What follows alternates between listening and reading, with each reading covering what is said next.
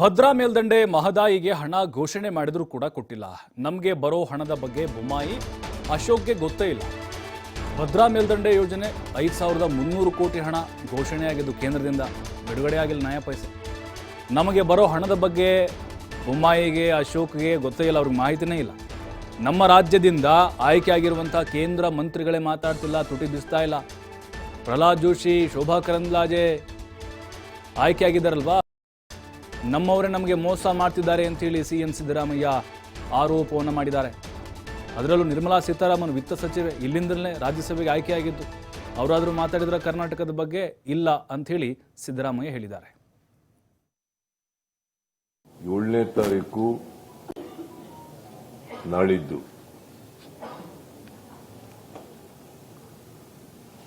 ಜಂತರ್ ಮಂತರ್ನಲ್ಲಿ, ದೆಹಲಿಯ ಜಂತರ್ ಮಂತರ್ನಲ್ಲಿ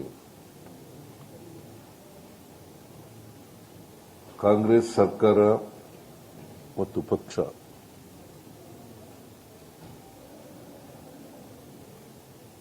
ಒಂದು ಪ್ರತಿಭಟನೆಯನ್ನ ಕೇಂದ್ರ ಸರ್ಕಾರದ ಗಮನವನ್ನು ಸೆಳೆಯಲಿಕ್ಕೋಸ್ಕರ, ಈ ದೇಶದ ಜನರ ಗಮನವನ್ನು ಸೆಳೆಯಲಿಕ್ಕೋಸ್ಕರ ಪ್ರತಿಭಟನೆಯನ್ನ ಹಮ್ಮಿಕೊಂಡಿದ್ದೀವಿ. ಈಗಾಗಲೇ ನಾನು ಪ್ರಸ್ತಾಪ ಮಾಡದಂತೆ ಇಡೀ ದೇಶದ ಜನರ ಗಮನವನ್ನು ಸೆಳೆಯಬೇಕು ನಮಗಾಗಿರ್ತಕ್ಕಂಥ ನ್ಯಾಯದ ಬಗ್ಗೆ, ಮಲತಾಯಿ ಧೋರಣೆ ಬಗ್ಗೆ ಕೇಂದ್ರ ಸರ್ಕಾರದಿಂದ,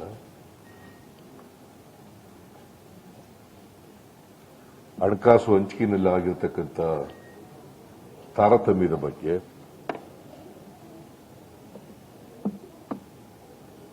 ಬರಗಾಲದಲ್ಲಿ ನಮಗೆ ತೋರಿಸಿರ್ತಕ್ಕಂಥ ಮಲತಾಯಿ ಧೋರಣೆ ಬಗ್ಗೆ,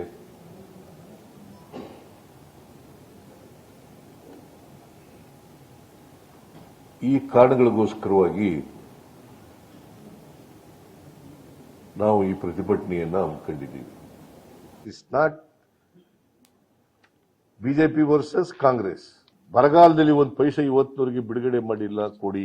ಇವತ್ತು ಭಾರತೀಯ ಜನತಾ ಪಕ್ಷದವರು, ಯಡಿಯೂರಪ್ಪನವ್ರಿಗೂ ಪಾಪ ಬಾಯಿ ಇಲ್ಲ, ಬಸವರಾಜ ಬೊಮ್ಮಾಯಿ ಅವ್ರಿಗಂತೂ ಬಾಯಿ ಇಲ್ಲವೇ ಇಲ್ಲ,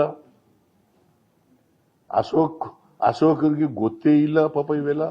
ಪ್ರಹ್ಲಾದ್ ಜೋಶಿ ಕೇಂದ್ರದಲ್ಲಿ ಮಂತ್ರಿ ಆಗಿದ್ದಾರೆ, ನಮ್ಮ ಎಂತೆವಳ ಅಮ್ಮ ಶೋಭಾ ಕರಂದ್ಲಾಜೆ ಮಂತ್ರಿ ಆಗಿದ್ದಾರೆ, ಎಂತೆವರು ಕೂಬಾ ಮಂತ್ರಿ ಆಗಿದ್ದಾರೆ. ಅವ್ರು ಯಾರು ಒಂದು ದಿನ ಬಾಯಿ ಬಿಟ್ಟಿಲ್ಲ. ಆಮೇಲೆ ಫೈನಾನ್ಸ್ ಮಿನಿಸ್ಟ್ರು ನಮ್ಮ ರಾಜ್ಯದವ್ರೆ, ನಮ್ಮ ರಾಜ್ಯದಿಂದ ರಾಜ್ಯಸಭೆಗೆ ಹೋಗಿರೋದು, ಅವರೇ ಅನ್ಯಾಯ ಮಾಡಿದ್ರೆ ಏನ್ ಮಾಡೋದು? ಯಾವತ್ತಾರು ಒಂದು ದಿನ ಮಾತಾಡಿದಾರ ಪಾರ್ಲಿಮೆಂಟ್ ನಲ್ಲಿ? ಮತ್ತೆ ಇವೆಲ್ಲ ಅನ್ಯಾಯ ಅಲ್ವಾ ರಾಜ್ಯಕ್ಕೆ?